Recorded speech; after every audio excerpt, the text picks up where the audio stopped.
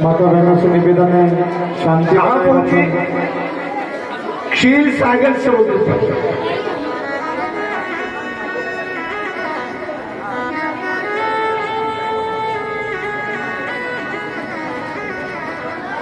देखिए हमारा ही तो काम, और अगर हम ही ज्यादा बात करेंगे तो फिर कैसे काम चलेंगे? हाँ?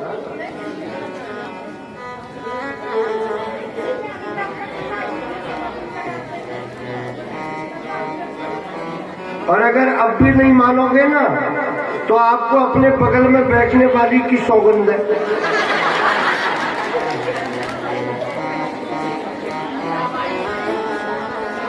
अब करो बात। मेरी भाई बहन, ठाकुर जी की कृपा सारी की सारी और देवता और दैत्य एकत्रित होकर के चले समुद्र के तीर में पहुंचे और समुद्र के तीर में जाकर के मद्राचल पर्वत की रही बनाई, बासुकी नाम के नाग का नेता बनाया और समुद्र मंथन करने की तैयारी करी। मंथन करने लगे, इतनी देर में देवताओं के पास में देव ऋषि नारद जी आ गए थे और नारद जी ने आकर के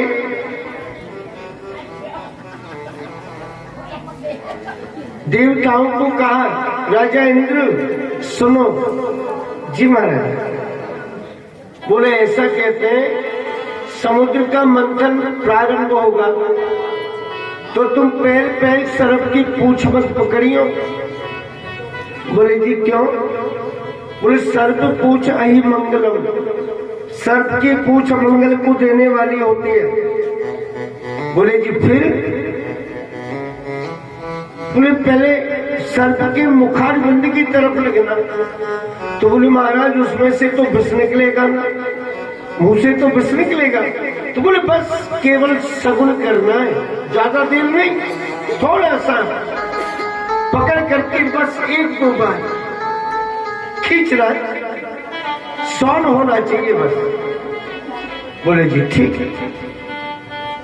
मेरे भाई बहन, आप कहीं की यात्रा कर रहे हैं और यात्रा के मध्य में रास्ते में अगर आपको सर्प मिल गया और सर्प देव के दर्शन हो गए तो समझ लो निश्चित रूप से आपकी यात्रा सफल है।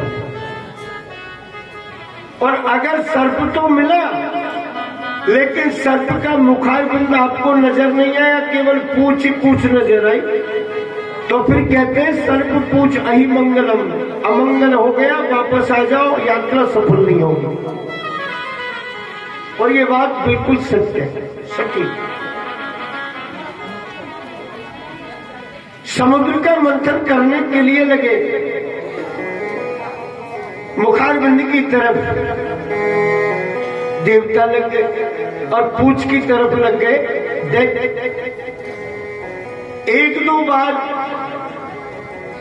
रही को घुमाई और जैसे ही रही को क्या घुमाई थी, इतनी देर में देव ऋषि पहुंच गए राजा बलि के यहाँ और राजा बलि को जाकर के कहने लगे, राजा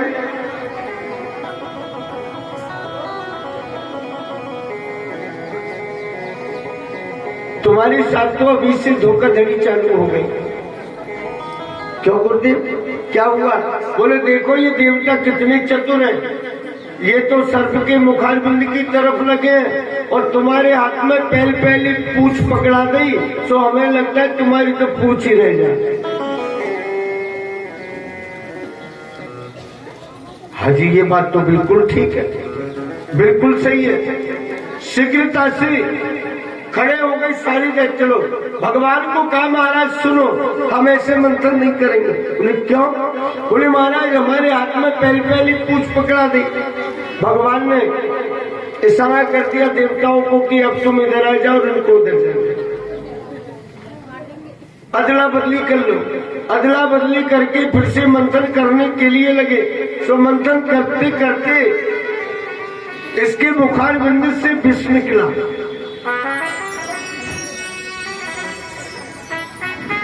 तेज निकला। अब जैसे ही विष क्या निकला जी, मेरे भाई बहन,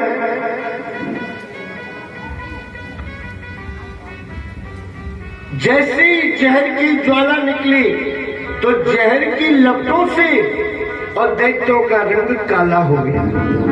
पहले देवता और दैत्य परस्पर एक जैसे थे दोनों, लेकिन अब यहां से देवता तो गौरवर्ण के रह गए और दैत्य हो गए काले।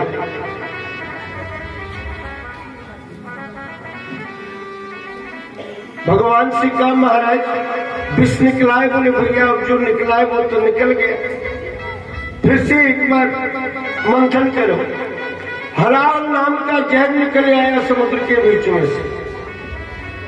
देख करके चकित रह गए। सारी की सारी कहने लगी, बोले महाराज इसकी लपट तो आकाश के बीच में जा रही है।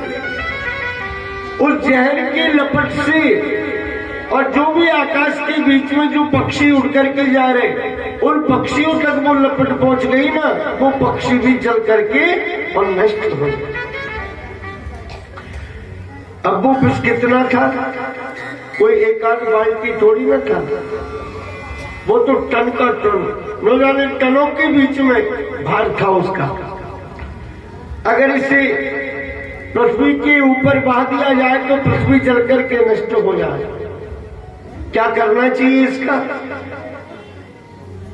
भगवान से कहा, बोले प्रभु क्या करें? बोले भगवान भोलेनाथ की शरण में चले जाओ, भोलेनाथ की शरण में ले जाओ। ठीक है महाराज, भोलेनाथ की शरण में ले गए। सारे के सारे देवता अब भोलेनाथ की शरण में जैसे ही पहुंचे, भोलेनाथ को जाकर के कहा प्रभु हम समुद्र का मंथन कर रहे, भगवान नारायण ने आपकी सेवा में भेजा है।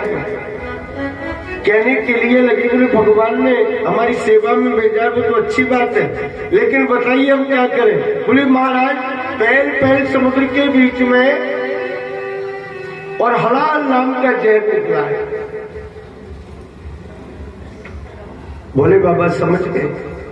मेरे देवताओं तुम लोग कितने स्वार्थी हो, तुम समुद्र का मंथन कर रहे हो,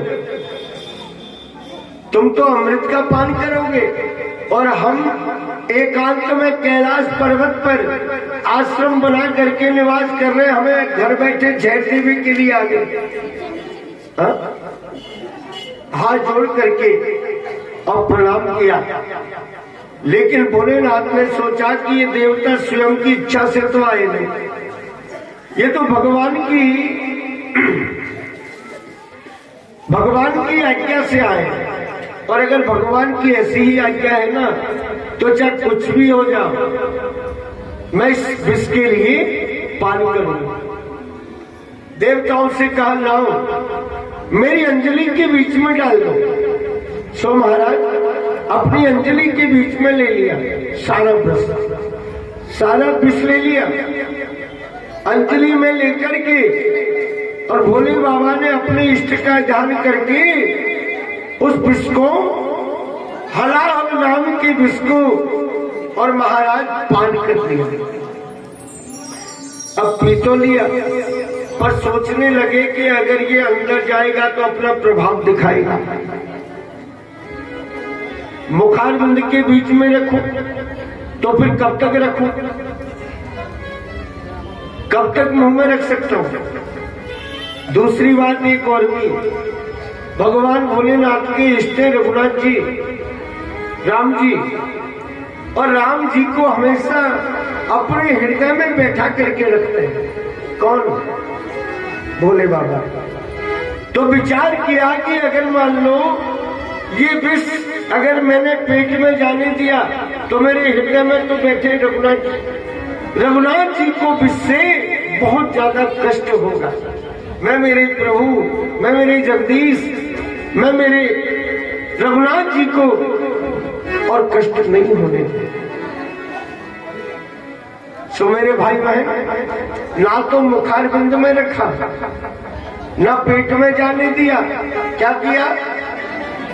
अपने कंठ में ही रख लिया। उसी दिन से भोलेनाथ का कंठ नीला हो गया और भगवान भोलेनाथ का नाम भी पड़ गया नीलकंठ महादेव। बोलिए नीलकंठ भगवान की जय हो। मेरे भाई बहन, नीलकंठ का कहाँ है मंदिर? कहाँ है नीलकंठ भगवान? हरिद्वार से जब ऋषिकेश को जाते हैं तो ऋषिकेश से भी आ गया। उत्तराखंड के बीच में नीलकंठ भगवान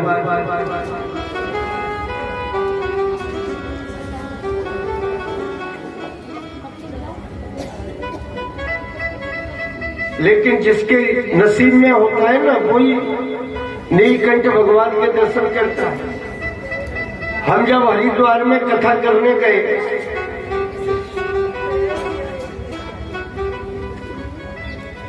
हरिद्वार में कथा करने के लिए गए,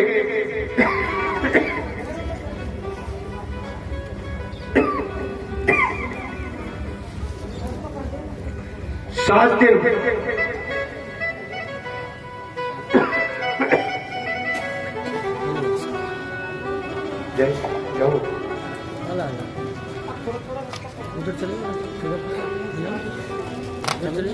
आनंद पूर्वक कथा का आयोजन हुआ। मौसम का वातावरण भी बहुत अच्छा, और अंत में जब हम नीलकंठ भगवान के दर्शन करने के लिए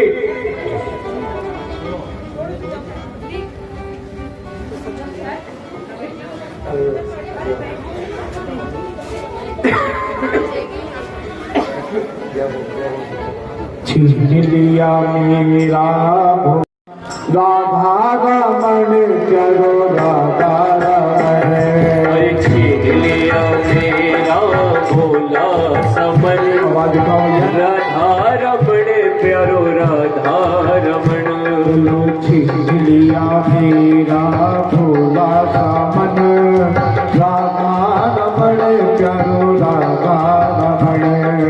छीन लिया मेरा भोला समन, राधा रमण प्यारो राधा रमण। गोकुल का ग्वाला वो ब्रज का बसैया, गोकुल का ग्वाला वो ब्रज का बसैया, सखियों का मोहन है माँ का कन्हैया, सखियों का मोहन है माँ का कन्हैया। भक्तों का जीवन निर्धन का है मन, भक्तों का जीवन निर्धन का है रमण। राधा रमण प्यारो राधा रमण। यमुना जल में यही श्याम खेले, यमुना के पट में यही श्याम खेले, अरे यमुना जल में यही श्याम खेले, यमुना के जल में यही श्याम खेले। लहरों में उछले और मारे जमोली, लहरों में उछले और मारे झमेले। छुड़न कभी हो मोहन मिलन, छुड़न न हो कभी मोहन मिलन, अरे छुड़न कभी हो